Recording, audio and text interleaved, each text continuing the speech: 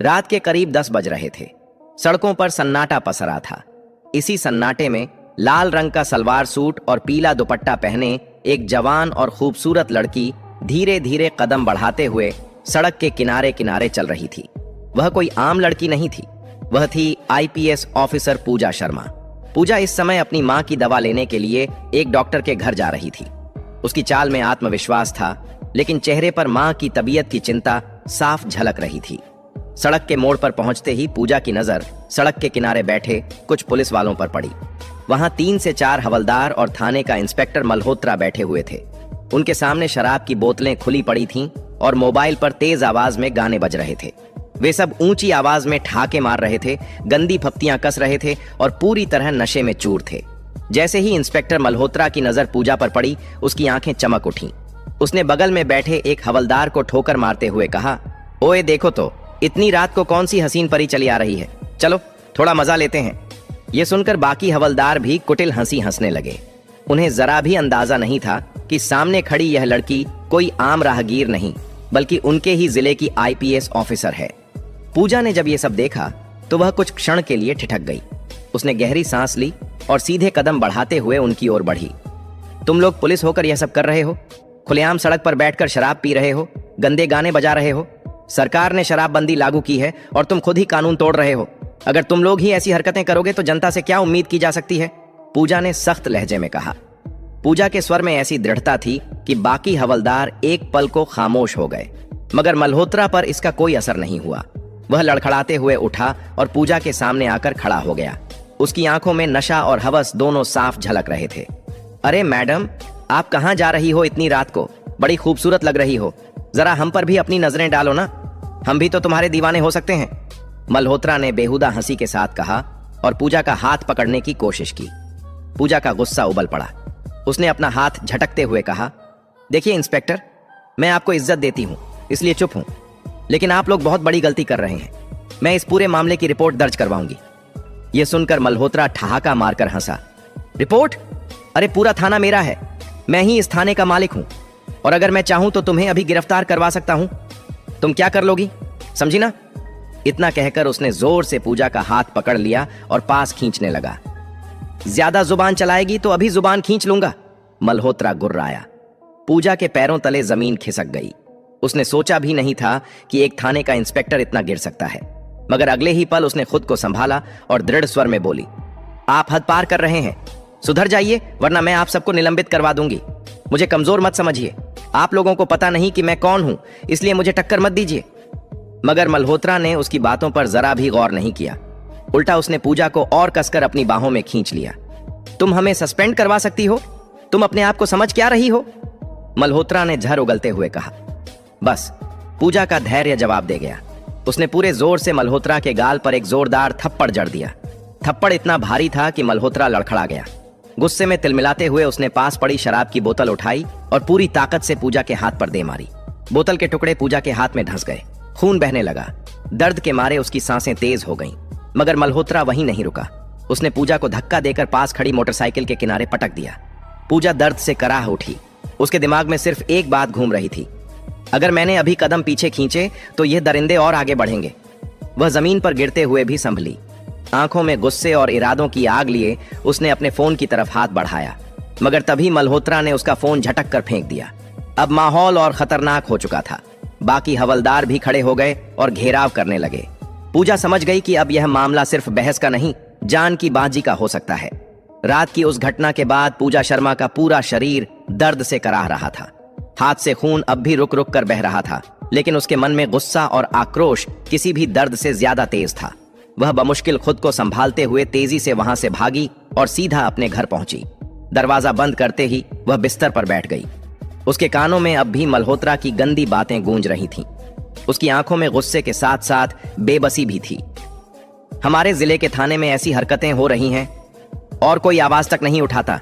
न जाने ये लोग कितनी लड़कियों को इस तरह परेशान करते होंगे। पब्लिक अगर शराब पी ले तो उसे पीट पीट कर लॉकअप में डाल दिया जाता है, लेकिन जब पुलिस वाले खुद नशे में सड़क पर दरिंदों की तरह घूम रहे हों तो उन्हें कौन रोकेगा? लेकिन नहीं, अब मैं चुप नहीं रहूंगी, इन लोगों को सबक सिखाकर रहूंगी। पूजा की आंखों में दृढ़ता झलक रही थी। उसने मन ही मन कसम खाई, इन्हें सस्पेंड करवा कर रहूंगी। हर उस लड़की को इंसाफ दिलाऊंगी जो इनकी दरिंदगी का शिकार हुई होगी। पूरी रात वह नींद की एक भी गोली नहीं ले सकी। सुबह होते ही उसने अपना एक प्लान बनाया। उसने अपने बचपन की सहेली रेशमा को फोन लगाया। रेशमा से उसकी गहरी दोस्ती थी और वह पूजा की बात मानने में कभी पीछे नहीं रहती थी। पूजा ने पूरी घटना और अपने प्लान के बारे में रेशमा को विस्तार से बताया। रेशमा ने बिना एक पल गंवाए उसकी मदद के लिए हां कर दी। अगली रात योजना के मुताबिक रेशमा को बिल्कुल साधारण लड़की की तरह तैयार किया गया। साधारण सलवार सूट पहनकर वह धीरे धीरे सड़क के उसी रास्ते पर चलने लगी जहां पिछली रात मल्होत्रा और उसके हवलदार शराब पी रहे थे। पूजा भी वहां मौजूद थी, लेकिन इस बार वह दूर एक पेड़ के पीछे छिपकर खड़ी थी। उसके हाथ में मोबाइल था जो रिकॉर्डिंग मोड में चल रहा था। जैसा अंदाजा था वैसा ही हुआ। सड़क किनारे वही दृश्य दोबारा था। इंस्पेक्टर मल्होत्रा और उसके हवलदार शराब की बोतलें खोले बैठे थे, गंदे गाने बजा रहे थे और बेहुदा हंसी उड़ा रहे थे। एक हवलदार ने रेशमा को देखा और मल्होत्रा से कहा, सर देखिए, आज फिर एक लड़की सड़क से जा रही है। मल्होत्रा ने आंखें तरेरी और मुस्कुराया। ओह, लगता है आज किस्मत हमारे साथ है। चलो, आज इसे नहीं छोड़ेंगे, मजा लेंगे। वे सब उठकर रेशमा के पास पहुंचे। रेशमा घबराई सी खड़ी हो गई। मल्होत्रा नशे में लड़खड़ाता हुआ उसके करीब आया और गंदी मुस्कान के साथ बोला, क्या बात है मैडम, नाम क्या है तुम्हारा? इतनी रात को कहां निकल पड़ी हो? चलो, थोड़ा हमारे ऊपर भी ध्यान दो, तुम्हारे चेहरे ने तो हमें दीवाना कर दिया। इतना कहते हुए मल्होत्रा बेसुरी आवाज में गाना गाने लगा। रेशमा ने डरने का अभिनय किया। तभी एक हवलदार ने उसका हाथ पकड़ लिया और जबरदस्ती खींचने लगा। रेशमा जोर से चीखी और हाथ छुड़ाने लगी। इधर दूर खड़ी पूजा सब कुछ अपने मोबाइल में रिकॉर्ड कर रही थी। उसकी उंगलियां मोबाइल को कसकर पकड़े थीं ताकि कोई सबूत छूट न जाए। जब हद पार होने लगी तो रेशमा ने प्लान के मुताबिक इंस्पेक्टर का हाथ जोर से काट लिया और झटके से छुड़ाकर भाग निकली। मल्होत्रा गुस्से में चीखा, अरे पकड़ो इसे! मगर नशे में धुत होने के कारण कोई भी उसके पीछे तेजी से भाग नहीं पाया। रेशमा भागते हुए सीधा पूजा के पास पहुंची। दोनों तेजी से वहां से निकलीं और अपने अपने घर चली गईं। अब पूजा के पास मल्होत्रा और उसके हवलदारों के खिलाफ एक ठोस सबूत था, लेकिन वह जानती थी कि केवल एक सबूत से मामला इतना बड़ा इंस्पेक्टर नहीं झुकेगा। उसे और सबूत चाहिए थे ताकि साबित हो सके कि यह लोग सिर्फ नशे में हरकतें नहीं करते, बल्कि बार बार ऐसी घिनौनी हरकतों को अंजाम देते हैं। पूजा ने सोचा, अगर मुझे इन्हें गिराना है तो इनके हर अपराध का पूरा सबूत चाहिए। मैं पीछे नहीं हटूंगी। दूसरी तरफ इंस्पेक्टर मल्होत्रा और उसके हवलदार बेखबर थे। उन्हें जरा भी अंदाजा नहीं था कि उनके खिलाफ एक बहुत बड़ा जाल बिछ चुका है।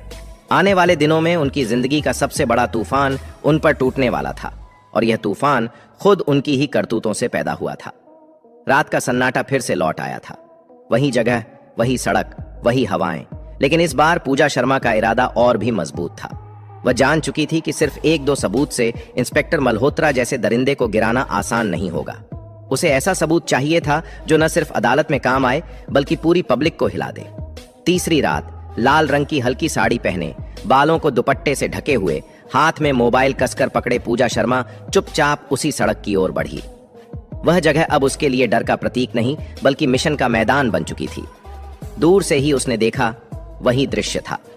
इंस्पेक्टर मल्होत्रा और उसके हवलदार सड़क किनारे बनी टूटी फूटी झोपड़ी के पास शराब की बोतलें खोले बैठे थे। मोबाइल पर गाने बज रहे थे और उनके बीच बेहुदा हंसी मजाक जारी था। पूजा ने गहरी सांस ली और झाड़ियों के पीछे छिपते हुए मोबाइल का कैमरा ऑन किया। वीडियो रिकॉर्डिंग शुरू हो गई। करीब 2 मिनट तक उसने हर चीज कैद की। बोतलें, हंसी, गालियां और इंस्पेक्टर मल्होत्रा का शराब में चूर गिरा हुआ चेहरा। जब उसे लगा कि सबूत पर्याप्त है तो वह तुरंत घर लौट आई। घर पहुंचकर उसने मोबाइल को अपने सामने रखा और उस वीडियो को कई बार देखा। हर बार उसका गुस्सा और बढ़ता जा रहा था। ये लोग पुलिस की वर्दी में दाग हैं, इन्हें बचाने वाला कोई नहीं होगा। अब ये सबूत इन्हें बर्बाद कर देगा, उसने खुद से कहा। लेकिन पूजा को पता था कि सिर्फ वीडियो रिकॉर्डिंग से मामला नहीं बनेगा। मल्होत्रा के रसूख बड़े थे। थाने के कई लोग उसके इशारों पर चलते थे। उसे सस्पेंड कराने के लिए सिर्फ सबूत ही नहीं, पब्लिक सपोर्ट और बड़े अफसरों की मदद भी चाहिए थी। अगले दिन सुबह पूजा ने अपने पड़ोस की कुछ भरोसेमंद महिलाओं और बुजुर्गों को घर बुलाया। उसने उन्हें वीडियो दिखाया। वीडियो देखकर सबका खून खौल उठा। एक बुजुर्ग बोले, मैडम, अगर हमारे जिले के पुलिस वाले ऐसे काम करेंगे तो जनता कहां जाएगी? आप बिल्कुल सही कर रही हैं, हम गवाही देने को तैयार हैं। दूसरी ओर एक महिला ने कहा, मैडम, आप जैसे लोग ही हमारी उम्मीद हैं, आप जो कहेंगी हम करेंगे। पूजा के चेहरे पर हल्की मुस्कान आई। उसे समझ आ गया कि पब्लिक सपोर्ट मिल चुका है। अब बारी थी अगला कदम बढ़ाने की, बड़े अफसरों तक पहुंच। पूजा जानती थी कि मल्होत्रा को सीधे पकड़वाना आसान नहीं। अगर वह सीधे थाने जाती और शिकायत करती तो मामला दबा दिया जाता। इसीलिए उसने तय किया कि वह सीधे जिले के डीएसपी, फिर एसपी और जरूरत पड़ी तो डीएम तक जाएगी। सबूत तैयार करके वह सबसे पहले डीएसपी विकास सिंह के ऑफिस पहुंची। विकास सिंह एक सख्त और ईमानदार अफसर माने जाते थे। पूजा ने उन्हें पूरा वीडियो दिखाया और पूरी घटना विस्तार से सुनाई।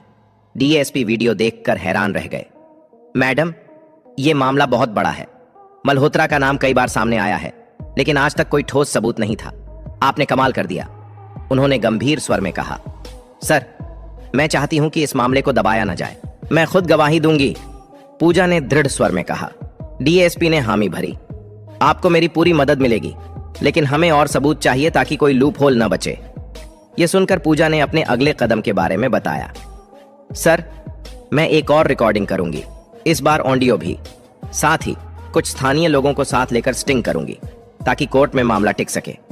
डीएसपी ने उसकी योजना पर सहमति जताई और कहा, आपको सुरक्षा भी दी जाएगी और हां, मामले को मैं खुद एएसपी साहब तक पहुंचाऊंगा। उस रात पूजा ने एक और योजना बनाई। इस बार उसने पड़ोस के 2 भरोसेमंद लड़कों और एक महिला को अपने साथ लिया। उन्होंने तय किया कि महिला सामान्य राहगीर बनकर वहां से गुजरेगी और बाकी 2 लड़के थोड़ी दूरी पर खड़े रहेंगे। पूजा खुद कैमरे के साथ तैयार रही। जैसा अंदाजा था, मल्होत्रा और उसके हवलदार फिर वहीं हरकत करते दिखे। उन्होंने उस महिला को रोकने की कोशिश की, गंदी बातें की और हाथ पकड़ने की कोशिश भी की। सब कुछ कैमरे में रिकॉर्ड हो गया। इस बार पूजा के पास वीडियो प्लस ऑडियो दोनों सबूत थे। अगली सुबह पूजा सीधे एसपी संदीप चौहान के पास पहुंची। उसने सारे सबूत और पब्लिक गवाहों की सूची दिखाई। एसपी ने वीडियो देखते ही टेबल पर हाथ मारा। ये लोग पुलिस कहलाने के लायक नहीं हैं। मैडम, आपने बहुत हिम्मत दिखाई। मैं इसे तुरंत डीएम मैडम तक पहुंचाता हूं। उसके बाद पूजा और एसपी खुद डीएम श्रुति वर्मा के ऑफिस पहुंचे। श्रुति वर्मा अपने कड़े फैसलों के लिए जानी जाती थीं। उन्होंने वीडियो देखा और कड़क आवाज में कहा, यह शर्मनाक है। ऐसे लोग पुलिस की वर्दी पर कलंक हैं। मैडम, मैं आपके साथ हूं। डीएम ने तुरंत आदेश दिया कि पूरे मामले की जांच के लिए एक स्पेशल टीम बनाई जाए। साथ ही मल्होत्रा और उसके हवलदारों को तुरंत ड्यूटी से निलंबित करने का प्रस्ताव तैयार किया जाए। पूजा की मेहनत रंग ला रही थी। मल्होत्रा और उसके आदमी अभी भी अनजान थे कि उनकी गिनती की घड़ियां शुरू हो चुकी हैं। पूजा ने पब्लिक गवाहों से लिखित बयान लिए और सभी सबूत एक फाइल में इकट्ठा कर दिए। डीएम ने अगले ही दिन प्रेस कॉन्फ्रेंस बुलाने का आदेश दिया। पूजा मैडम, कल का दिन आपकी जीत का पहला दिन होगा। हम जनता के सामने इन दरिंदों का चेहरा उजागर करेंगे। पूजा की आंखों में चमक थी। उसने सोचा, अब ये लोग सिर्फ सस्पेंड नहीं होंगे,